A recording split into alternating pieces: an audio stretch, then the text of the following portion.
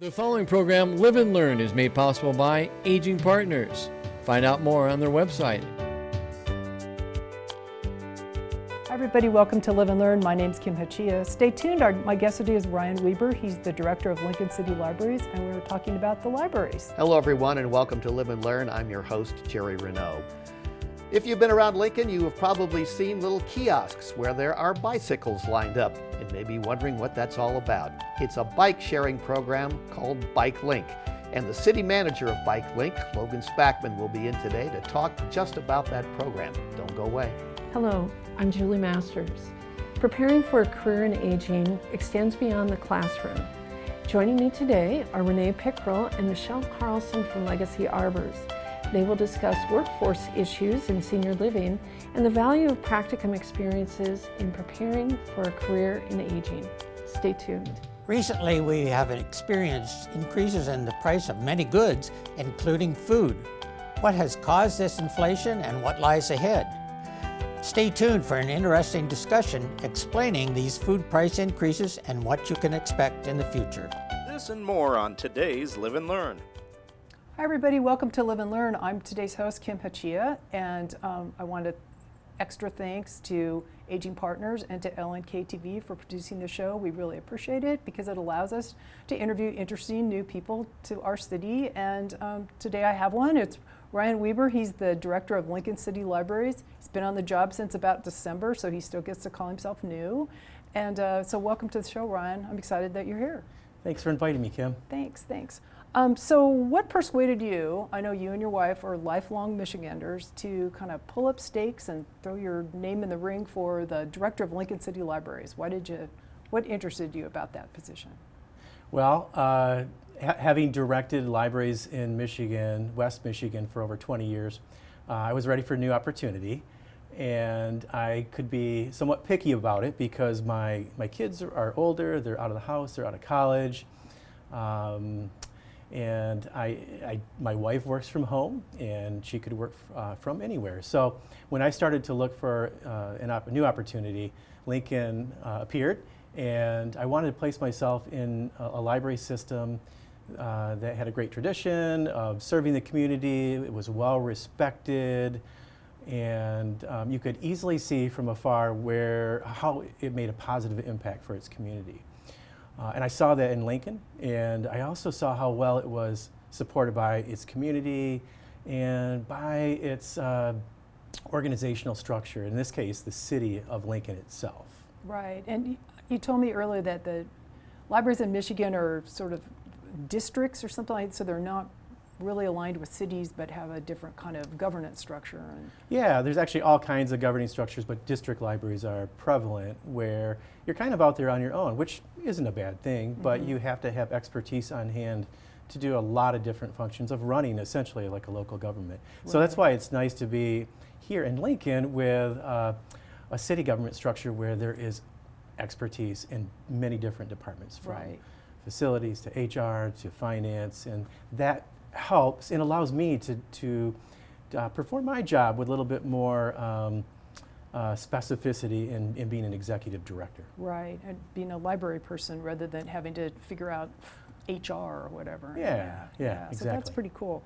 So what are the opportunities that you're seeing here? I mean, what made you say, oh, Lincoln, yeah, let's look at that, opportunities, long and short term? What are you looking at here? Yeah, sure. Well, Lincoln's a bigger community than any community that I've served previously, so that excited me. New challenges, new opportunities. I think that libraries are terribly exciting places to be for people coming in and for those who work there, because we get to plan how we present a lot of things, programs, early literacy, the joy of reading, technology. And I think there's a lot of folks who come into libraries for that recreational aspect, but there are a lot of folks who depend on the library for access to internet or access to research or information. And it's always challenging because libraries are changing. And we have to be ready to adapt and provide the latest in technology, latest in format for access of materials.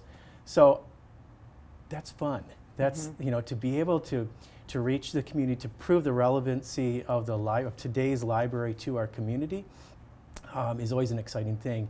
And when you match that up with the resources that we have here, the support for the library system, it creates just a real great opportunity for not only maintaining what we have here with a great tradition in library service, but going forward, how we can always improve that. Right. I talk about this relevancy and why libraries exist, and we have a tremendous amount of Lincoln residents who know the value of the library, but there are many still who haven't stepped foot in a library in a long time. And I find that a personal challenge. I know my staff does too. We always want to make sure that we're telling the story of the library and the benefits of how it can add to quality of life, how it can change lives. So we need to figure out ways where we can get that message out and develop a more recognizable brand for the library system in public libraries in general. I think a lot of people just think of libraries as just being this shelves and shelves of nothing but books. But the libraries are, they offer so much more, and there's also, just because there's books, there's also programming that helps people discover what they need. People are using the libraries for internet access, all sorts of different things. So that's a big challenge because you guys have a lot on your plate for that. So. Right. I would say lifelong learning is key to what we're doing. We want to be that place where people know they have that ability, that right to read, to find what they need, what they want. But we also know that we add value when we create programs that reinforce this idea that the library is complementary to education. And the library is a perfect place outside of school, outside of university. If you're a senior or a toddler, the library is a place for literacy and lifelong learning. Yeah, I know the little library that I often go to, South Branch, which is close to my house. A lot of times when I'm there, there's people there with little kids and they're doing readings, running around. One time I went by there and there was a fire engine, or I don't know if it was an engine or a truck, because apparently they're different, was in the parking lot, which I was a little bit nervous at first, thinking, oh God, I hope the library isn't on fire. But then I realized they were having like a meet and greet with the firefighters at the library. And I thought that was cool that, using the library as a meeting space and a learning space. And you were talking about this music lending library that you have, so instruments or something, yeah. Yeah, a lot of libraries are doing what is called a library of things. They're providing a library of things. So atypical objects, whether it's musical instruments or tools or cooking utensils, cake pans, things like that. Lincoln City Libraries, we don't have cake pans yet, but we do have musical instruments, so ukuleles and guitars. And what makes a collection like that more useful is when we attach a book collection, a lending collection, or programming alongside that to, again, enhance the learning experience for folks who walk in our door. Mm-hmm. I would imagine one of the challenges right now for libraries is just your physical space. And how are you serving people? I was trying to think, is like Gear the most eastern library in the city? And then the city's way past Gear now. So how are you guys thinking about serving communities that don't always live at 27th and Nebraska 2 anymore? Yeah. Well, that's a great question, and that's what makes this job exciting is the fact that we've got to start planning, and I know plans have been in process for a long time, and how we adjust to that growth. But there's a lot of conversation about a downtown library, and we're going to get there. We know that there are 60,000 folks who live within a 2-mile radius of downtown, but we also have to address upcoming how we adapt to the growing population in the southeast and the east, and we do that with serious planning and a lot of other hands and people behind that. Right, and there's a new library going in Williams Branch, or is it moving, or? Yeah, it's moving. So our Williams Branch, which is in the Air Park at the middle school up that way, We've had a nice partnership with the school since 2009. We're moving out of that facility in opening in mid-June, right next door in a collaboration with the parks. It'll be at a rec center there. Yeah, that's very cool. The people in Lincoln have been, or the city planners or whatever, have done a good job of trying to co-locate city things together, which I think is it's an interesting way to do things, and it seems efficient and effective. And like the library down by the Cooper Y, I know they have a police station there. So, you know. Yeah, and I think that's our method for success in the future. We have to think in those same terms and how we partner with other community partners, civic groups, in order to co-locate, and that it just makes sense. It's worked well in the past, and I'm pretty sure that's the route in the future as well. Yeah. Plus, that library's right off a trail, so that that makes it nice, and it's by the Y, so there's a lot of synergy there. Pretty close to the high school, so there's a lot of interesting things, and I know we have other opportunities as they're opening new schools and stuff in the city.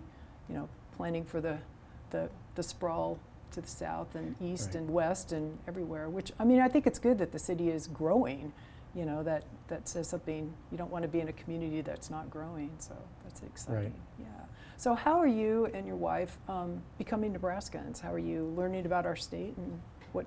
Well, we're loving it so far. We're soaking up everything. We eat out a little bit too much right now, being empty nesters, but we're just so grateful for so many folks who have stepped up and welcomed us and help us to feel more acclimated.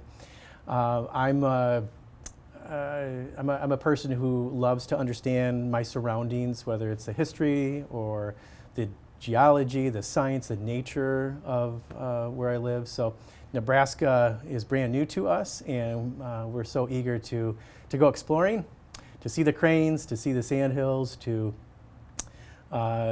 can't wait for spring and the greening up of Nebraska. I think everybody feels that way. So anyway, well, Ryan, we are out of time. So thank you so much for being patient and being a good guest. I appreciate it very much. And thanks. And welcome to Lincoln and welcome to Nebraska. We're really glad to have you. So. Thank you so much. Glad to be here. Yeah. So I want to remind our viewers it's never too late to live and learn. My kid has been asking for this hot new gaming thing, and I was like, okay, he had a birthday coming up anyway. So I finally find the video game online in stock. Thing is, it was from this shoddy website full of typos. That's when I remembered a tip I got from the AARP Fraud Watch Network. Bogus website?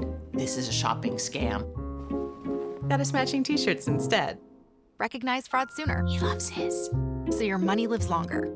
The younger you are, the more you need AARP. Hello, everyone, and welcome to Live and Learn. I'm your host, Jerry Renaud. We have a really fun program for you today. It's a program in Lincoln about bike sharing.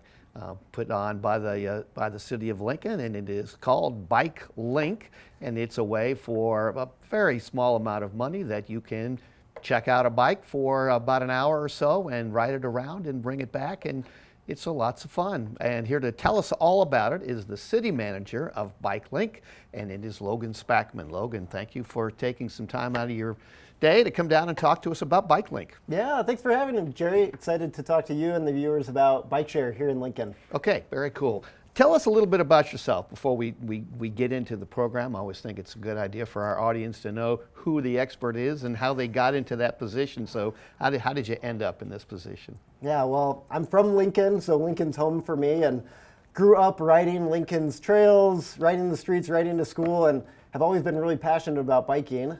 And even as work and studies took me away from Lincoln, always maintained that I'd end up back here somehow. And previous to my role at Bike Link, I worked for about 5 years at the University of Nebraska-Lincoln. And yeah, just knew that I really wanted to be part of this community and do something to support it, and was really fortunate to come on board the Bike Link team. And it's been a real pleasure to be able to support Lincoln through bikes and bike sharing and getting more folks experiencing Lincoln by bike. Yeah, what'd you do at the university? Yeah, I worked in the admissions office. So worked with a lot of incoming students, and it's a great community there, and a vital part of Lincoln, as I think we all know. And Excited to still get to interact with a lot of those students as riders of our program. Yeah, you still like to ride. Will we see you out on the bike trails if we're out there? You'll see me all the time. I've got my dog in a trailer. We're all set. Oh, wow, okay. So. Very cool. Tell us a little bit about BikeLink for those people who don't know. It's been around for, 4 or 5 years. Tell us how it got started. Yeah, well, we actually just celebrated our 5th anniversary on the ground here in Lincoln. But BikeLink is really the product of great collaboration here in the city of Lincoln. We had a lot of passionate folks from across the community that were interested in bringing bike share and active transportation to Lincoln. And they did that about 5 years ago successfully through a combination of grants, great sponsors, and like I said, a great group here in the community that wanted to see bike share in Lincoln. So we've been around 5 years and the bikes have been moving almost nonstop since then. We've supported over 178,000 individual bike share trips through our program. Those trips have traveled an estimated 400,000 miles across Lincoln, 3 million ride time minutes. So the bikes have been really busy since they showed up in Lincoln. Excellent, excellent. We've got a little video we'd like to play. It was produced by our good friend Melissa Fuller, who's a very good friend of our program here, and she has put together this short little video, which I think gives people a little better understanding of what BikeLink is all about. So let's go ahead and take that video right now. Welcome to BikeLink, your unlimited access to numerous kiosk stations servicing the local bike share system in the capital city of Lincoln, Nebraska, operating 24 hours a day, 7 days a week, 365 days a year. It works like this. You buy a membership of 4 various pass types online at bikelink.com or on our app, B-Cycle. Buy a monthly or annual membership. We'll send you a key fob or membership card to instantly unlock any available bike. To do this, simply tap the wake up button. When the lights illuminate, place the key fob or membership card against the top area of the sensor panel as indicated. Once the lights cycle through to green, lift the saddle and pull the bike away from the dock. To buy a single ride at a kiosk station, go to the screen, follow the prompts, swipe your payment card, choose the bike, then simply head to the dock and you're on your way. To buy a 72-hour pass, simply sign up online, then use your payment card at the kiosk or your phone to check out a bike. Ready to ride? Adjust the seat height by pulling open the quick release lever, then pushing the lever back to lock it in place. The bikes all have a clamshell spring-type basket, 3 speeds, dual handbrakes, a bell for courtesy passes, and safety lights, both front and rear, that automatically illuminate when the bike is moving. We advise riders to use your hands to signal when turning and obey all traffic laws. And remember that BikeLink always recommends that you wear your helmet. To return the bike, find an available dock and push the bike back into the dock lock. Front wheel only. Be sure to wait until the lights turn green before leaving to ensure successful locking. For the duration of your membership or pass, check out a bike for an unlimited number of 30-minute bike rides. But make sure you dock your bike before the time's up to avoid additional fees. Need to locate one of our many BikeLink kiosk stations throughout the capital city? Maps are available on all our stations. Use the B-Cycle app to find a local kiosk station, see how many docks and bikes are currently available. It will even show all the other wonderful B-Cycle programs throughout our region. All this information is also available at bikelink.com. So don't get stranded without a bike. Make use of Lincoln's great bike infrastructure, including the many on-street bike lanes, protected end-street cycle track, and the extensive trail system that winds throughout our capital city. If you have any questions about BikeLink, you can always visit our website, bikelink.com. Thanks for riding. Have fun and ride safely. This video was produced several years ago, so there's a couple of things that have changed on there, correct? Yes, there are. So the biggest thing is that we've expanded that trip time to be 1 hour. So any of the 4 memberships that you purchase will give you unlimited 1-hour rides over the course of that access period. So as the video mentioned, we've got a 24-hour pass, a 72-hour one, and then we also have monthly and annual members as part of our program.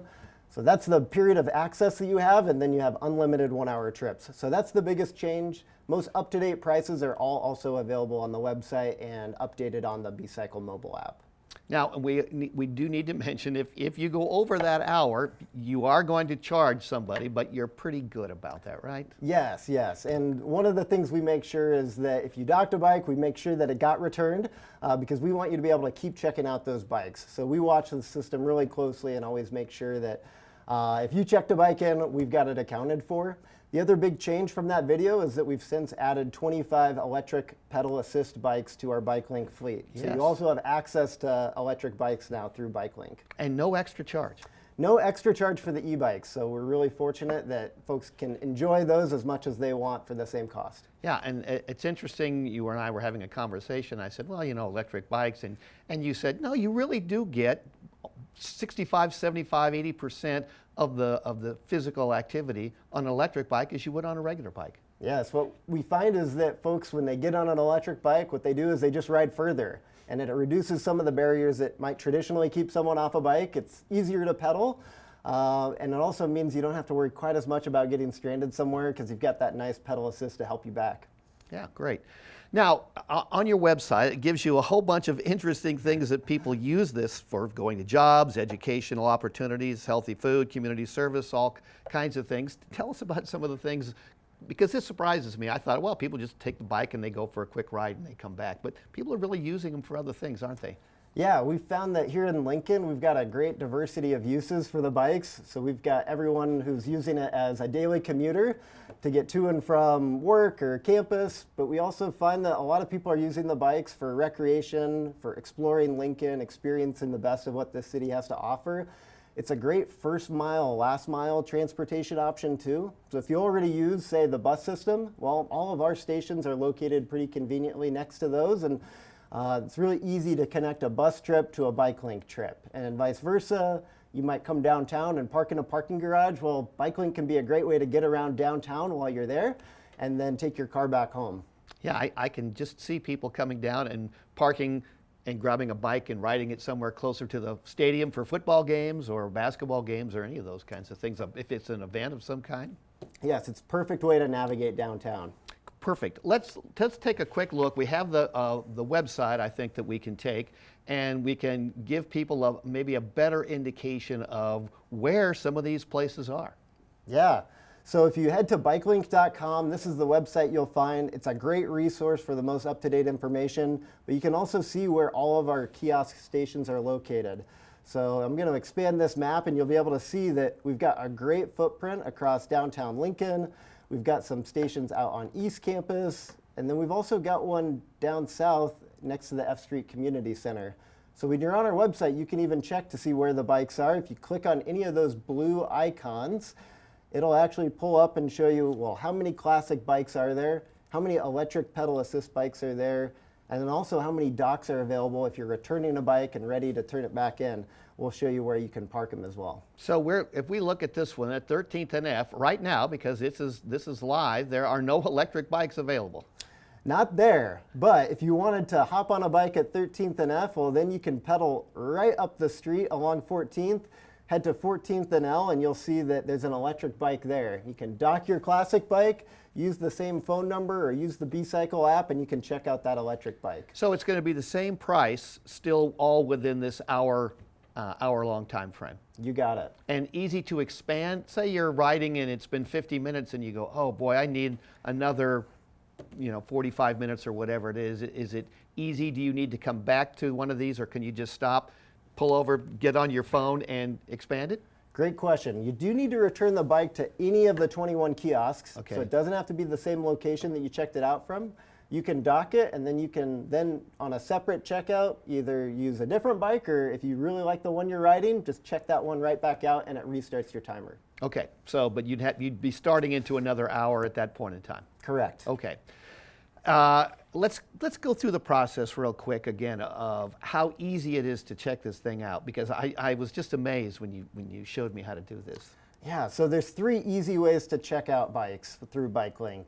The first way you saw in the video, you can check it out directly at the kiosk. Bring your credit card and your phone number and you'll be good to go. Swipe the card directly there and you can unlock the bike from the kiosk station. Second way is you can buy a membership pass through our website. As I mentioned, we have monthly and annual memberships. You can purchase directly through there, and you can elect to have us send you one of these handy key fobs. We'll send that to you in the mail, and then you use that at directly at any of the docks that are have a bike in them. Yeah, well, you were showing me the one close to the hub cafe. Somebody just came up. I mean, they just tapped that thing up. I mean, they were gone in 30 seconds. They had that bike. Yeah, it takes no time at all with the fob. What we found is that the most popular option to check out bikes here in Lincoln is actually through the B-Cycle mobile app on the phone. It's super easy, convenient to use. Download the app onto your phone. It'll ask to location share so it can find that the bike link system is the one that you're going to be using. You can purchase your pass through there, and then you see a map very similar to what you see on the website. It shows where all the bikes are located. Tap the station, tap whichever bike you want to check out. You'll see the numbers correspond to the docks, and it'll unlock the bike the same way that if you went up to that silver button right there. So really easy to use. So can you reserve a bike in advance if you know you're going to be downtown in an hour and you need to have the bike to do something? Can you go ahead and do that in advance? You can't reserve the bike in advance, but that's another great reason to have the B-Cycle app on your phone. You can check where all the bikes are before you even leave your house. And if you do know that you want to ride an e-bike, you can scope out, is the station I'm going to be checking out a bike from, does it have an e-bike, or is there somewhere quick that I can ride to get on one? And what have you discovered about the e-bikes? Are they more popular, less popular than some of the other bikes? E-bikes are very popular. Wherever they are located, people are checking them out. They love using them. You know, you already mentioned some of the great benefits, but it really is a way to just make that barrier to entry to biking that much lower, and you know, you don't arrive at your destination quite as sweaty, which most of the time is a good thing. Yes, so. It is a good thing, especially if you're going to work. That's right. Logan, thank you so much. This is really a wonderful program, just another great program that the city of Lincoln has, and I'm glad it's successful, and I'm glad you're there helping everybody along. Hey, thanks so much, Jerry. Really appreciate you allowing us to share. My pleasure. And thanks to all of you for tuning in today. I'm your host, Jerry Renaud. Remember to stay healthy, stay safe, and remember, it's never too late to live and learn. So, I'm playing with the dog, and I get this robocall from the Social Security Administration saying my card had been suspended and I had to call them back immediately. And that's when I remembered a tip from the AARP Fraud Watch Network. Random robocall? This is a Social Security scam. Recognize fraud sooner, Robots. so your money lives longer. The younger you are, the more you need AARP. Hi everyone, and welcome to Live and Learn. I'm Julie Masters. Thanks to LNK TV, Dave Norris, and Aging Partners for producing this show. A special thank you to the late Lita Paul Drake. You were missed. Now, do you ever wonder how people are prepared to work in the field of aging and why there is a need to grow this workforce? I am pleased to have Renee Pickrell, Executive Director at Legacy Arbors, and Michelle Carlson, Activity Director and Dementia Educator, with us today. They are here to offer their impressions about workforce development in the field of aging. Welcome, Renee and Michelle. Thank you for having us. Oh, delighted to have you here. Thank you. So, Renee and Michelle, I have a question for both of you, and that is, what motivated you to pursue a career in the field of aging? Well, after I got out of college, I started working at a senior center, and I was the in-home services coordinator, and I went to the elderly, to their homes, to tell them about services at our senior center. Loved that job, got to visit with the seniors, and it just inspired me to keep going in the healthcare field. Excellent, thank you. Well, I worked as a CNA through college, and when I started in that, fell in love with the elderly and taking care of people. So it was a natural progression for me to go into activities and become an activity director. It really is, it's a vocation, isn't it? It is. It's an expression of love that you don't necessarily see in other jobs. It's a calling. It is a calling. That's very well said. So what do you enjoy most about your work with older adults and with families? Boy, it's their stories. It's they're always so grateful, you know. It's some of the times in your life when you're the most helpless, you know, and they're so thankful. The families are thankful. It's probably when they need us the most, I would say. I think the impact we can have on caring for folks that are aging and have a brain disease is really a gift for us to be able to do that. I always tell families, thank you for sharing your loved one with us. You know, and as you talk about when people are the most vulnerable, and yet to know that there's somebody that cares about them, just what a difference that can make in terms of their lived experience. So Renee, as someone with a rich background and experience as an executive director of senior living communities, what do you see as the greatest challenge and then also the greatest opportunity with workforce development? Probably the challenge nowadays is the workforce, you know, the healthcare field, the staff, you know, finding enough staff, things like that.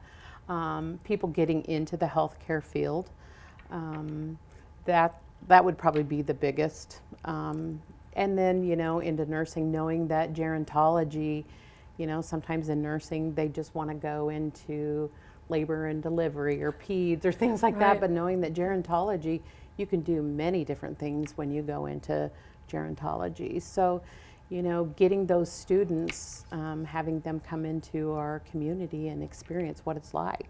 Right. To see firsthand, just as working in pediatrics can be dazzling, so can working in geriatrics. Well, Michelle, one of the requirements for the certificate or degree in gerontology from UNO or UNL is to complete a 156-hour practicum. And that practicum is done with a program or agency serving older adults. As an organization that has very generously opened your doors to our students wanting to have experience, what do you hope that students gain from working with older adults? Well, our goal always for them at the end of their time with us is to understand dementia and what that is like for someone going through it, and also to see the way to do it well. There's a lot of facilities that provide dementia care in Lincoln, and we're very proud of the way we do that. So we want them to take that away with them and hopefully share it with others and show others what the right way is. Very good. Michelle, thank you so much. Renee, in your role as an executive director, what would you say to other administrators in a similar position about opening their community, just as you have your community, to practicum students? Do it. Okay, well, our work is done. Yes, take the opportunity.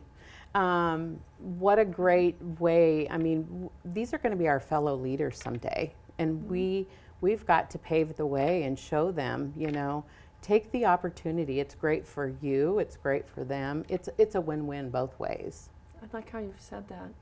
You know, one of the requirements for the practicum is to do a special project, because, and that's true for the University of Nebraska, it's true with other institutions, because we believe that we have an obligation to give back to any program, agency that's willing to open its doors.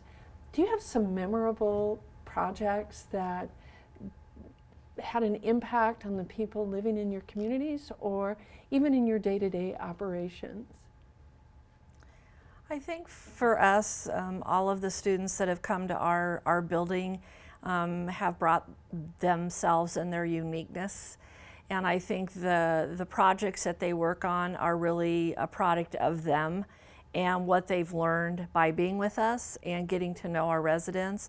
So there's been so many over the years I've worked, but they're all memorable in their own way because that student has thought about that and planned that, and we really want them to bring what they see as something our residents would benefit from and enjoy. So it's really their uniqueness that they bring to it. Their uniqueness and their enthusiasm. Yes, right? as well. I would say the same thing. I mean, yeah. They come in just with, and I think that's the gift or the beauty of working with college students, and college students that can be traditional, but also students who return a little later in life and they want to start a new career, and they come with such a unique perspective, right? Unique. So for both of you, if you could offer advice to a student interested in growing into a position like yours, what would you recommend to them? Well, I think Renee and I kind of visited about that question, and I think get out there, go to facilities, go and visit, volunteer. Go talk to activity directors or executive directors, talk to staff, find out what people's opinions of those are, and you kind of have to be in it to experience it. So we really encourage them to ask questions, call around. Most of us that are in those positions are willing to talk, and we're always willing to share what we know and what we've learned, and hope to pass that on. That's terrific. They could call you Yes, as an example, absolutely. and just if they had questions. Or, Absolutely. Okay, thank you. Spend a day with us. Yes. You know. Can they do that? Mm-hmm. Yes. Sure. Excellent. Sure.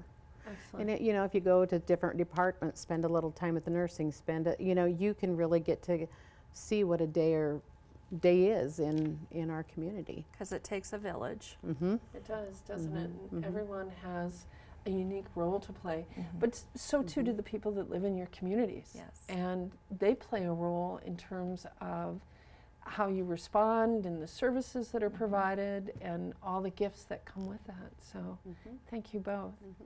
Now, a question that I've been asking of other people, other guests that have been part of this program, when you think about life and you think about in terms of aging services in the future, what gives you hope?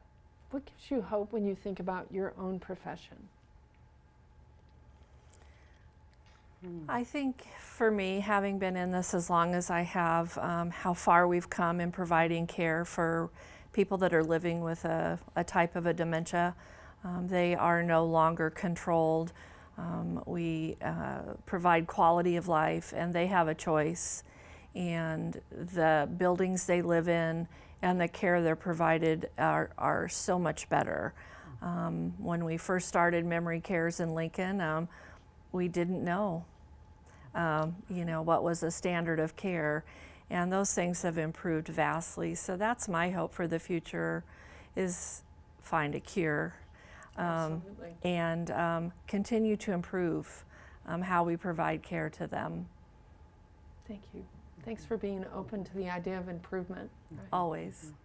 Renee? Same here. If you look way back, people used to be restrained or put in a corner, and just, if you had memory care issues, you were just sat in the corner. You didn't participate. Now it's lively. It's people participate, and there's just so many things that we have learned about the disease and the different types of dementia. So I just think there's a lot we can still learn, but we have come a long ways. And you said that so well, that we have come a long ways.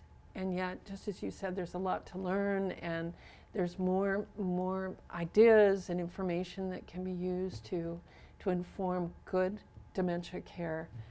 How important that is. So thank you. Thank you both. Well, it has been such a gift and a pleasure to have you present. And my friend from Merritt County, I had to say that, give a shout out to the people of Clarks. And Michelle, thank you so much for what you do to give people a sense of meaning and purpose in their lives. I'm just beyond grateful. And thanks also for what you've done for our students. Thank you. Thank you. So it's never too late to live and learn. Thank you. I was doing some shopping and got a pop-up on my laptop. Computer had a virus. So I called the number on the page, and the guy on the phone wants to take control of my screen to sort it out. Then I remember a tip I got from the AARP Fraud Watch Network. Control my screen. This is a tech support scam. Thankfully, my order still went through. Recognize fraud sooner so your money lives longer. The younger you are, the more you need AARP. Welcome to Live and Learn.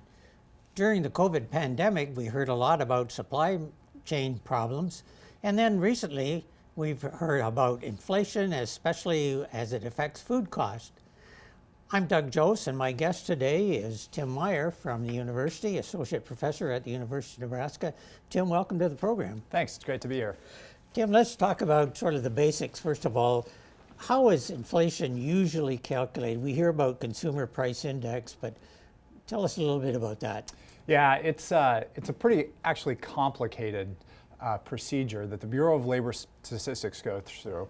It's a little bit of an alphabet soup. There's CPI and there's PPI and there's CPIU. But in general, CPI tells us what the overall cost of living, how it's changing from one year to the next. And the way that they calculate it is pretty interesting. If you've ever been to the grocery store here in town and you see two grocery carts that are next to each other, that's a pretty good visual to think about what the Bureau is doing when they survey the different things that consumers buy.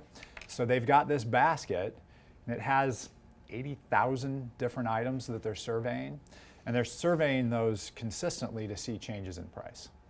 So I think that's a good analogy, you know, when compared this basket of food with that basket of food. But then how has that affected specifically then food prices?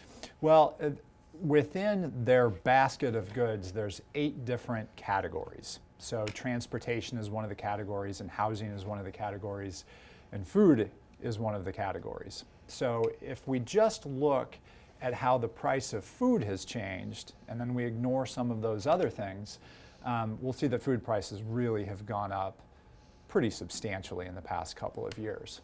And one of the things that I think might be a little bit misleading for folks is when we hear inflation was 8% or 10% or 2%, that doesn't mean that prices are 10% higher than they were last month.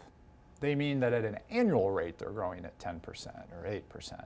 So we might not see that immediate impact from one month to the next, but over a broader period of time, 10% is a pretty big number. And what we in economics we talk about often too few goods being chased by too many people. Is that what's happening with food prices, or have there been other factors that really have affected this inflation? Well, I don't mean to joke, but the answer is yes. It's a little bit of everything. And there's really 2 main categories of inflation. So the first one, the too few goods and too many dollars, that's what I would call the good kind of inflation, if there is one, and that's demand pull. So it could be consumers are confident. They're out and spending, and we're pretty good at that in the United States. And so there's some positive behind that. You know, unemployment rates are really low. You know, people have jobs. So Right, exactly. There is some fundamental strength in the economy that is pulling prices up. The other type of inflation, cost push inflation, that's the bad kind. There's no silver lining to it. It's just higher prices. And that's where we can look at the pandemic. We can look at what's happening with energy prices and say, depending on which area we're looking at, it's definitely cost push inflation. And so the supply chain is part of that. I mean, goodness, if anybody thought that we'd be washing our groceries 5 years ago, you would have said we were nuts. But food handling has changed, labor availability has changed. Even at the height of the pandemic, there were enough people that were out of work because they were sick. So all of those factors have really been part of the inflation story when it comes to food prices. Yeah, that labor issue that you mentioned, that's been a problem in many sectors, but also in food production. Mm-hmm. It sure has, and Doug, you know, economists really kind of get excited about unintended consequences, looking at something that's happening and realizing that there are some things that are happening that maybe people hadn't anticipated. And I think one of the big factors for the economy is the pandemic happened and people went home, and maybe we had some dual income earners that decided, you know what, staying home, especially if you have kids, it's what I want to do. And they haven't maybe re-entered the workforce, and that's why this labor issue just persists and persists and persists. Yeah, it seems like every storefront has a sign out that they're hiring, and that's still the case. I think back to, and it's getting tougher, but boy, if I were a high school kid, that'd be great making $15, $16, $17 an hour. That would be money that I had never dreamed of. Now, you and I both know that if that's your source of income, that's not exactly a ton of money, but jobs are out there for sure. Another thing that's happened, of course, during this whole process is the war in Ukraine. And Ukraine is a big supplier of food items. Has that affected our food costs? Yeah, it absolutely has. So Ukraine is a huge exporter of wheat. And most of the wheat that they're able to produce, they can't get it anywhere. You know, I saw a figure that 92% of their actual shipping capability was somehow impacted by the war with Russia. And that leads to other connections that are part of the economy, like the embargo on Russian fuel. So if we're not buying oil from Russia, we see upward pressure on prices, and we see how connected the global economy is. Yeah, just so you brought up another topic there is the energy one. Mm-hmm. And energy prices have increased. It seemed to me they're sort of leveling off a little bit. We could talk about what your projections are for that, but how have energy prices really affected our food costs? Well, energy prices are something that, you know, most of us do have some experience with being volatile, with them changing quite a bit. And it's a good thing to talk about in an introductory econ course because we understand that you've got to use fuel to produce anything. If we're going to ship it, we have to get it from A to B somehow. So I think you're right. I think we see some more stability, whether it's gasoline or diesel or other energy sources, but that volatility is always underlying. I think that when it comes to food prices, and if I can talk about what my outlook is, and my outlook is, I don't know, but I'll guess.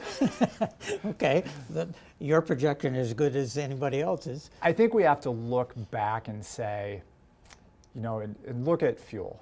When fuel spiked up into the 4s and maybe even paid $5 for gasoline, it feels bad. I mean, it really does, because we're making that transaction with some regularity. And at the height of the pandemic, boy, fuel was cheap. It really was. And the same thing with eggs and dairy and some of our other food products, where we saw those prices suppressed. So then when they go back up, it's a pretty dramatic shift. And that volatility is something that we haven't seen in food prices. So I think we're going to see some leveling off in fresh fruit and produce and most of our proteins, beef, pork for sure.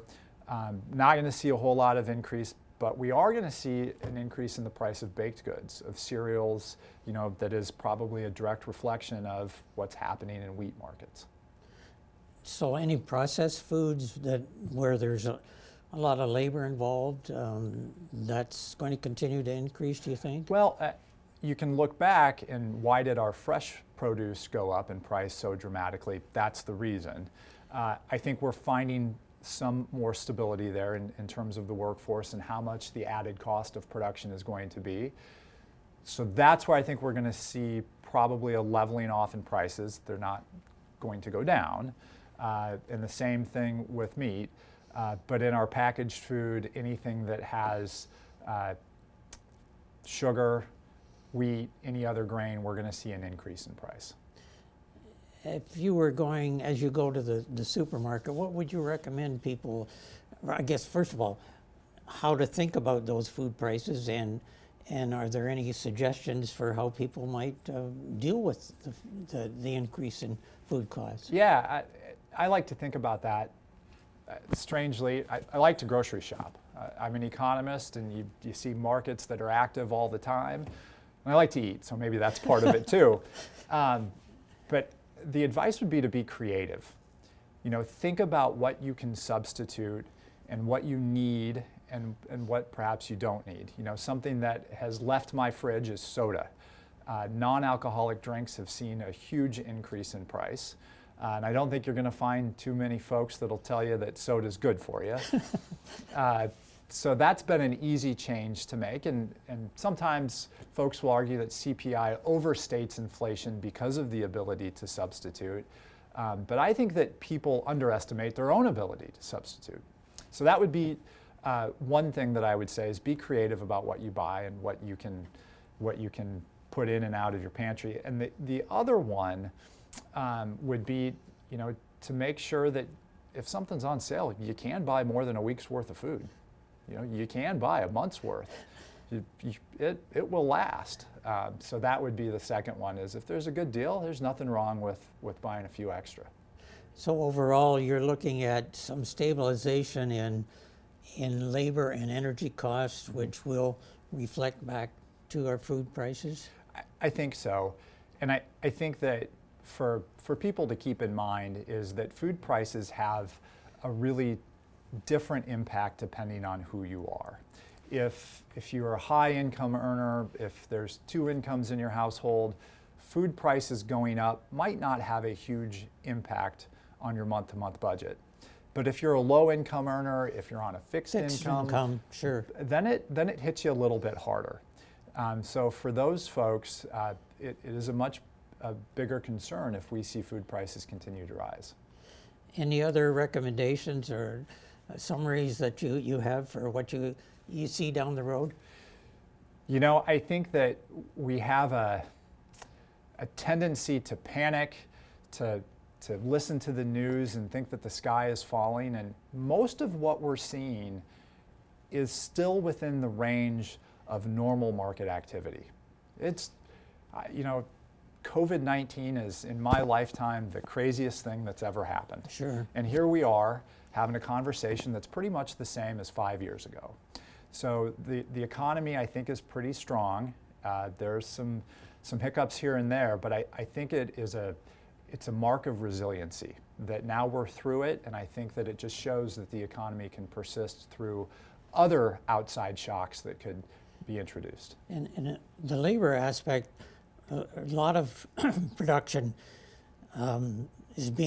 labor is being replaced, but a lot of food products, such as the basic fruits and vegetables, labor is still a major component of that. It is. And I do think we are going to continue to see upward pressure on wages because of that. Tim, thanks a lot for your insights and your recommendations and also what might be ahead. Thanks a lot. It was great to be here. Remember, it's never too late to live and learn about inflation and the impact on food prices.